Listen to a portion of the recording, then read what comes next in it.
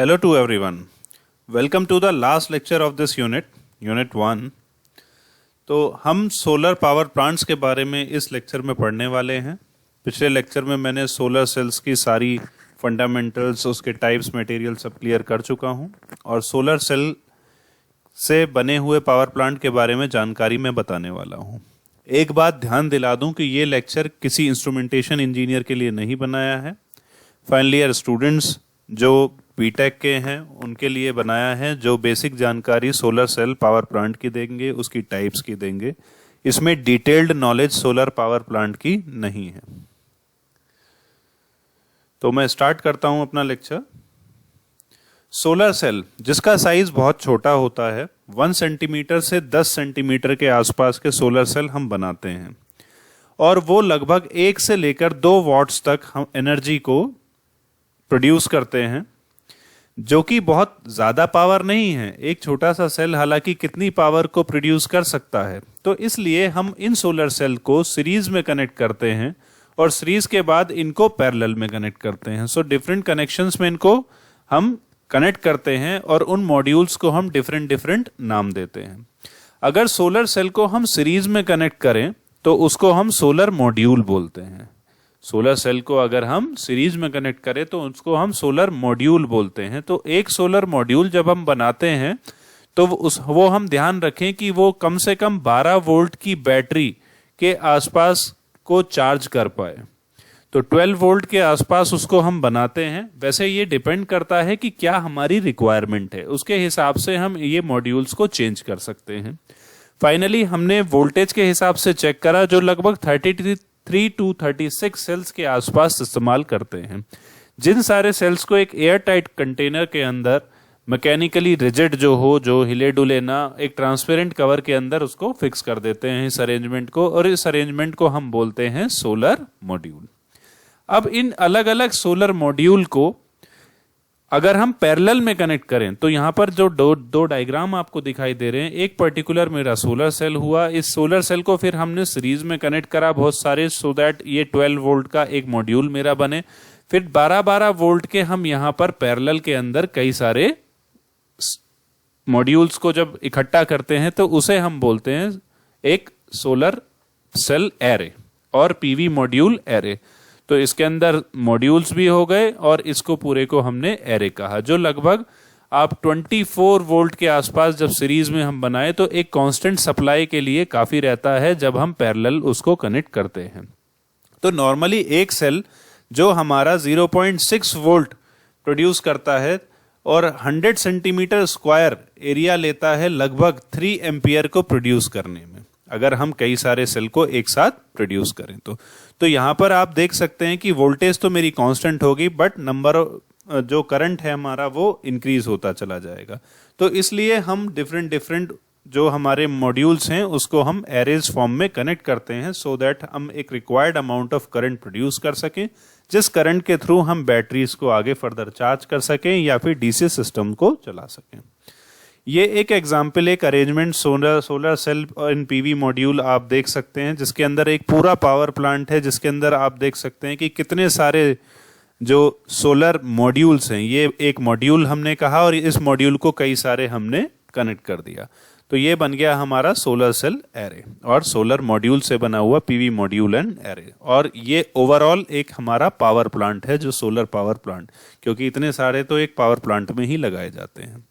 इसकी इक्वेशंस अगर हम निकालें तो नॉर्मल सी बात है, हम इसमें 2 पॉइंट्स को ध्यान रखते हैं, वो है NS और NP. NS है number of module connected in series, number of module connected in parallel, जो NP से डिनोट करा गया है.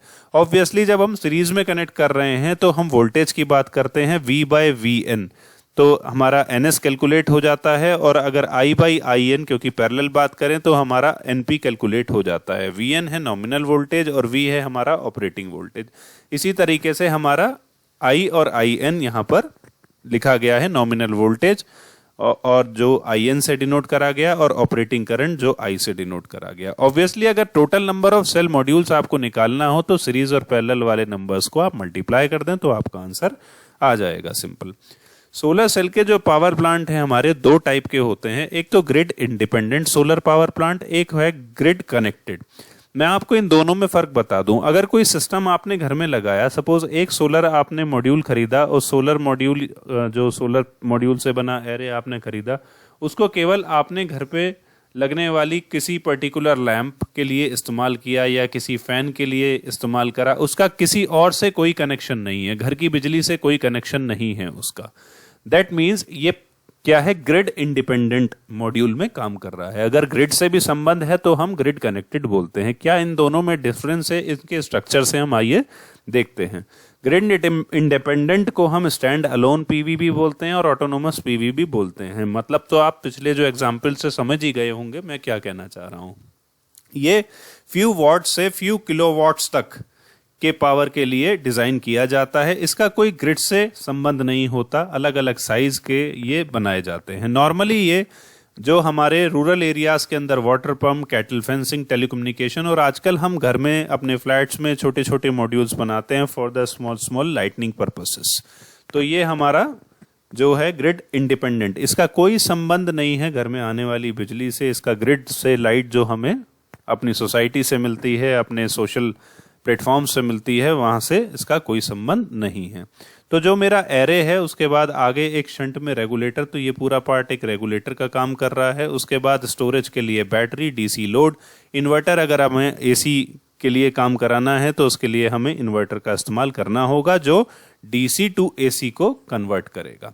तो इस तरीके से हम ग्रिड इंडिपेंडेंट सोलर सेल का इस्तेमाल कर सकते हैं। अलग अलग अगर ये क्वेश्चन आता है तो आप इसको अलग अलग एक्सप्लेन करना होगा, ये डायग्राम बनाना होगा। फोटोवोल्टाइक एरे, पीवी एरे के बारे में बताइए, डिजायर्ड सिस्टम, वोल्टेज, करंट के बारे में बताइए, उसके कनेक्शन के बारे में बताइए, स्टोरेज सिस्टम क्यों लगाते हैं कि जब रात में अंधेरा हो जाए, बादल हो जाए तो कम से कम मेरे पास स्टोर्ड में एनर्जी हो। पावर कंडीशनर क्यों लगाते हैं, ये सारी चीज़ें आप अच्छे से समझते हैं। हाई पास फिल्टर्स, लो पास फिल्टर, वोल्टेज और कई फ्लक्चुएशंस, ये सारी चीज़ों को जो है बचाने के लिए हम क्या करते हैं, पावर कंडीशनर डिवाइसेस लगाते हैं जो ओवर चार्जिंग का भी, जो बैटरी है ओवर चार्ज ना हो जाए, इस सिस्टम को भी हमारे लिए दूर करता है। तो ये चीज़ें बहुत इलेक्ट्रॉनिक्स वालों के लिए आसान होगी, हालांकि सभी के लिए काफ़ी इजी होगी क्योंकि ये जनरल सी बात है as a student of final year.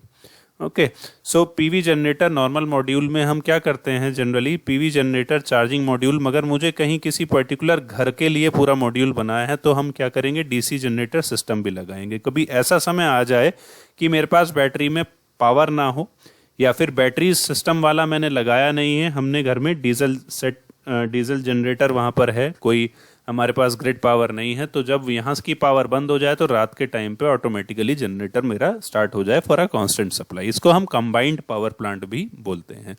Grid connected के अंदर यहाँ हमारा ग्रिड से संबंध है। नॉर्मली फोटोवोल्टाइक सेल एरे, ये पावर कंडीशनर क्यों इस्तेमाल करते हैं, मैंने इन पॉइंट को एक्सप्लेन करके नहीं लिखा है, अगर आपके पास एग्जाम में आएगा तो इसको अलग अलग जरूर एक्सप्लेन करिएगा। इन्वर्टर लगाया और लोकल लोड को हमने दे दिया। यहाँ पर क्या है कि एक्सटर्नल इलेक्ट्रिकल जो हमारा सिस्टम है उससे उसका डिपेंडेंसी है, ठीक है। तो एक्सटर्नल इलेक्ट्रिकल नेटवर्क से जो डिपेंडेंसी है वो बताता है ग्रिड से ये कनेक्टेड है। तो नॉर्मली जो मेरा सिस्टम है, photovoltaic cell, power, HCDC, local load और जनरेटर, या बात करें यहाँ जनरेटर की बात ना करें, सपोज करते हैं कि यहाँ ग्रिड से कहीं से एनर्जी आती है तो आप वो भी यहाँ पर क्या है, कनेक्टेड है।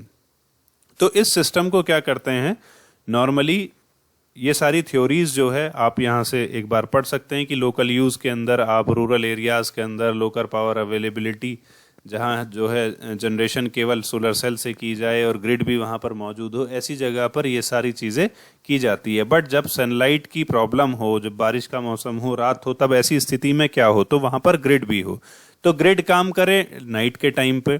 तो ये माना जाता है कि दिन के टाइम पर जो हमारे एरेज हैं वो ग्रिड को सप्लाई कर रहे हैं और रात के टाइम पर ग्रिड जो है वो सप्लाई कर रही है। तो इस तरीके की भूमिका दोनों की होती है। नॉर्मल हाउस होल्ड यूटिलाइजेशन के अंदर ये देखा गया है, आप जनरल से यहाँ पर देख सकते हैं कि ग्रिड से भी मेरा लोड कनेक्टेड है यहाँ पर एक बेसिक से एग्जाम्पल से, और साथ ही साथ सोलर सेल की बैटरी से भी कनेक्टेड है। तो दिन के टाइम पे सपोज बैटरी से हमें सप्लाई मिल रही है, रात के टाइम भी मिल रही है, और साथ ही साथ यहाँ पर ऑल्टरनेटर सर्किट के थ्रू हम यहाँ पर दोनों इलेक्ट्रिसिटी को यूज कर सकते हैं depending on the power requirements. तो उस हिसाब से हम दोनों चीज़ों को इस्तेमाल कर सकते हैं। House top residential SPV power system के नाम से ये जाना जाता है, जो अवेलेबल है। आप अपने घर पे भी ये सिस्टम इंस्टॉल करवा सकते हैं। जल्दी से एडवांटेजेस पढ़ देता हूँ आपके लिए। डायरेक्ट कन्वर्सेशन है, बहुत आसान है, नॉइस नहीं होती, हाईली रिलायबल है, इको फ्रेंडली, कोई मूविंग पार्ट नहीं, पॉल्यूशन फ्री, नो फ्यूल, कोई मेंटेनेंस कॉस्ट नहीं, एक बार इंस्टॉल करा काम खत्म। Suitable rural areas, remote areas और आइसोलेटेड एरियाज के लिए काफ़ी अच्छी चीज़ है। मोबाइल लोड्स जैसे आपके लिए जो कार्स हैं, बसेस हैं, उसके अंदर भी काफ़ी अच्छे से इस्तेमाल किया जा सकता है, क्योंकि मोबाइल के अंदर क्या है कि यहाँ पर आज छाँव है तो या बारिश है तो आप उसको दूर ले जाइए तो वहाँ पर अच्छे से काम करेगी। मॉड्यूलरिटी इन ऑपरेशन, साथ ही साथ हम इसकी वोल्टेज और करंट्स को एक्सपेंड करा सकते हैं। तो ये सारे बहुत सारे इसके एडवांटेजेस है। लिमिटेशन की बात करें, जब इनिशियल कॉस्ट जब हम इंस्टॉल कराएंगे तो वो बहुत काफ़ी आ जाती है। एनर्जी स्टोरेज सिस्टम हमें चाहिए होता है, मतलब हमें रिक्वायर्ड लार्ज बैटरीज हमें चाहिए होती हैं। एरिया ज़्यादा चाहिए। Irregularity of power supply because it depends on nature. Efficiency बहुत कम होती है। क्लाउडी सीजन में ये हमें कुछ भी पावर नहीं देते हैं। तो ये सारे कुछ उसके डिसएडवांटेजेस और लिमिटेशंस। अब एप्लीकेशंस तो आप अनगिनत लिख सकते हैं, रूरल एरियाज़ के लिए, रिमोट एरियाज़ के लिए, ड्रिंकिंग वाटर, इरिगेशन सिस्टम के अंदर इस्तेमाल करते हैं, बैटरी चार्जिंग के लिए भी इस्तेमाल करते हैं। आजकल देखें तो आपके कार के अंदर भी इस टाइप के बैटरी चार्जिंग सिस्टम होते हैं। रूरल के अंदर टेलीफोन एक्सचेंज भी कई सारे इसी पर ही निर्भर हैं। आप देख सकते हैं छोटे छोटे जो हमारे गैजेट्स हैं, लाइक कैलकुलेटर्स, वॉचेस, टॉयज, उसके अंदर सोलर सेल इक्विप्ड आ रहे हैं। और छोटी छोटी कार्स आपने देखी होंगी जो कार सोलर सेल के हेल्प से चलती हैं। ऐसे टॉयज भी अवेलेबल हैं मार्केट में, आप उसको एक्सप्लोर कर सकते हैं।